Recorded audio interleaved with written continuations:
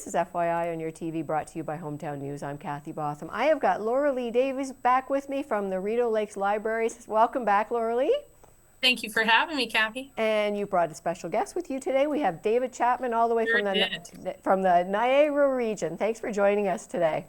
Hello, everyone. And you're going to be a special guest at the library. But Laura Lee, let's talk about the summer. How did it go? Oh, we had a whirlwind summer. We had tons of programs and tons of people, lots of outdoor programs, some indoor stuff, things for kids to adults. It was a really successful summer.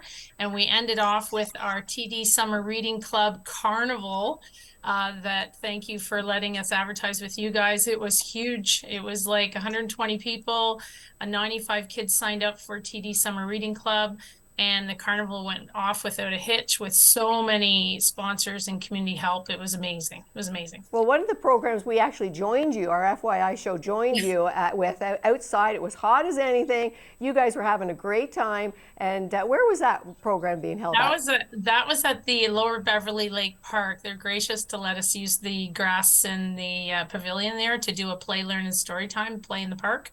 And we did many of those. Yeah, it was fantastic. Okay, well, speaking of programs, you've got a great event coming up, and that's where David comes in. David, you're from the Niagara region. You are a professional storm chaser and a photographer, too. Now, you've lived in the Renfrew area, so you're familiar with our area as well. That's right, yes. So, and especially in recent years, I've been following it more because of the fact there seems to be a little bit of a tornado trend in Eastern Ontario as well from 2017 as well as this year too, the Barhaven area. So I have been paying attention to it as well a little bit more than I typically would now that I live back in Southern Ontario.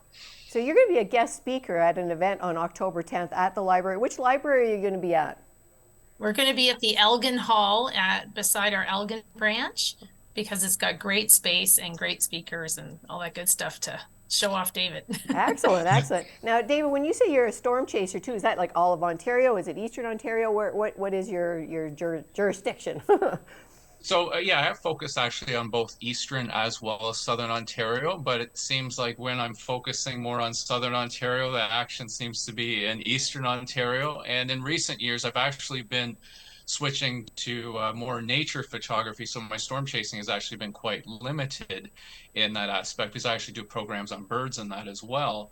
But in Eastern Ontario, I have noticed that the pattern has been the Ottawa area gets a lot of the news, but for example, in 2017, there's not the as well-known tornado down by Sharbot Lake as well. There was one on the same day, and that one just didn't really get covered that much, but it was still an EF1 tornado, which they do range all the way up to 5. So yes, it was lesser on the scale, but it can be an EF0 and still unfortunately do damage or hurt people or even kill people if it hits structures and that. So they're all meant to be paid attention to. Wow, wow. And when we talk about you being a storm chaser, is it just you? Is there a team of people? How does that work? That's right. Fortunately, I have been able to work with great team members. My friend Kyle Robertson, best friend, as well as my dad and I actually worked together for many years. He's slowed down now. He doesn't want the stress anymore of it, but he was our team driver, and he would get us. I basically told him where to go, and he'd get us there. So I was the radar operator, forecaster, and I worked with Kyle on that as well as forecasting for where was the best setup for the potentially the severe weather.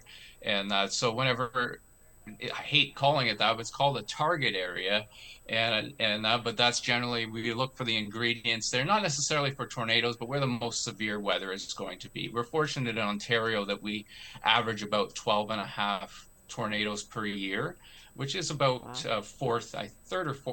third in Canada for provinces with the most tornadoes. But I do expect that number to go up because of the fact there's much better coverage now. There's the tornado projects, the Northern Ontario tornado projects, where they're doing surveys up north and looking at where storms have went through. So those numbers will naturally go up just from the better coverage, more population, more people with phones now that they go, oh, that looks interesting. They put their phone on it as well. So there's been a lot that has changed that way over years in the data as well. And absolutely, that the data from people, taking pictures up to a professional storm chaser, helps the future too, as well, too, be able to predict these things, or just the effects, the terrible effects that can come from it too. Absolutely, because to really understand climate, you have to know your history as well. And the more coverage we have, the more we see what's going on now, especially with better coverage through the projects that are going on.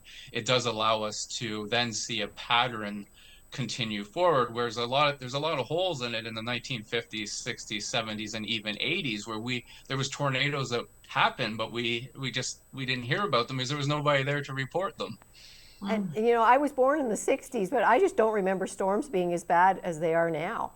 And I Yeah, I mean, think there's part of it where it wasn't, you know, photographed or anything, but I don't remember storms being as bad when I was young as they are now.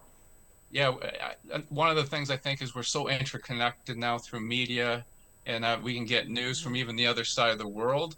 And or there was times where you didn't hear what was going on in Eastern Ontario. If it didn't hit a large location, then the news didn't really trickle to, say, Toronto and that. It's only really I've seen since the 90s, 2000s plus that I go, you almost hear about every little thing now. So that's where you have to kind of decipher, well, yes, there is a warming pattern, but how much of it is coverage as well, that where there's people living there now, or they know where to report it, or because of the fact that they don't even need to know where to report it. I've got social media now, so I just pop it on my social media and get 100 retweets, or now called repost, and then so it is a lot more coverage that way. So that's the trying to learn the pattern of how much of it is climate change, but also how much of it is just because of the fact that we have more people aware of it too. Right, right, right. Now you're going to be here on October 10th, and I could ask you questions for hours here. I don't want to take away from the event on October 10th.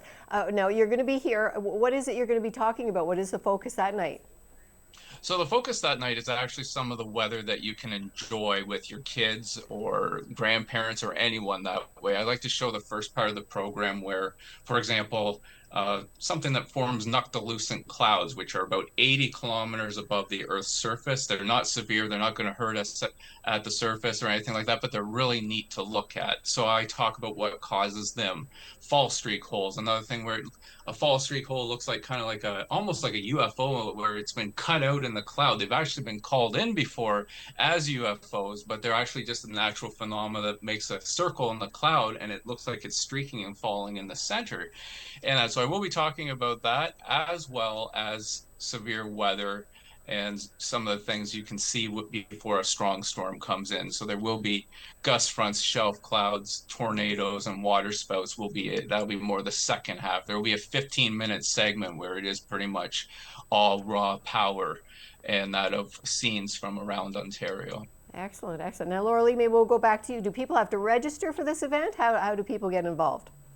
I'm going to show this poster. We've put this poster with a QR code on our Facebook and Instagram. It's on our website. We're pushing it out all over the place. So you can either email me or you can do the QR code. Woo, yeah, there you and go. You can register right through our Eventbrite and come, and it's free.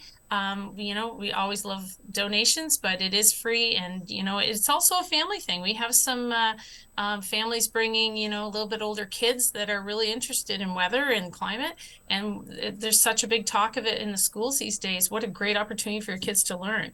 So the capacity holds 100, so let's Excellent. bring them all in. Excellent, excellent. And David, maybe I can ask you just for a little bit of advice here. I am a photographer. One of my goals is to take photography of lightning. I have not been able to do that. And I'll tell you a quick, fast story here. I set my camera up one night at the end of my street. Lightning was going off and everything like that. And I just thought, I'm just going to click, click, click, click, click. I must have taken 50 pictures. And you know what I got? No lightning, but I got my neighbor's garage door going up and him walking out. When you looked at all the 50 pictures, no lightning. Well, one could say you got something, right? I got something, yes. But it was like a cartoon effect of the garage door coming out and my neighbor coming out. No lightning at all. So That's right. Any quick advice on how to take pictures of lightning? Well, I do consider actually, oddly enough, in my profession, I consider lightning to be the most dangerous thing that I'm up against when I storm chase or do storm photography, because I don't know where the next bolt is going to be. So I generally always do it from inside a structure, and sometimes my camera is outside. And but overall, my best advice is that if you can go to your manual settings on your camera and then you can, if you have a shutter switch, or sometimes on the camera, it can go up to 30 seconds where you have it set for 30 seconds for the shutter to be open. Right. And as long as you don't have street lights around in that, then you're okay to leave it open for that 30 seconds. Now, if you do have street lights around, you just kind of got to figure out what looks attractive. But generally, when I work in town, it's maybe 2.5 seconds before the shutter rolls over.